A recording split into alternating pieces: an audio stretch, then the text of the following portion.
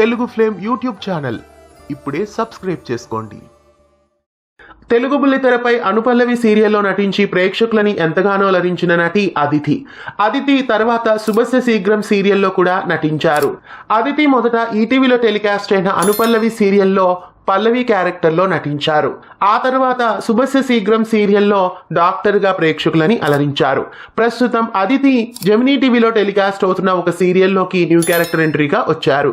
రిషిత అనే పాత్రలో అభినందన సీరియల్లో అదితి ఎంట్రీ ఇచ్చారు. రాహుల్కి ప్రియురాలు క్యారెక్టర్లో ఈమెను ప్రవేశపెట్టారు. అభినందన సీరియల్లో రాహుల్ అభిల మధ్య కుట్రలు చేయడానికి ఇప్పుడు రిషితాని తీసుకొచ్చినట్లు తెలుస్తోంది.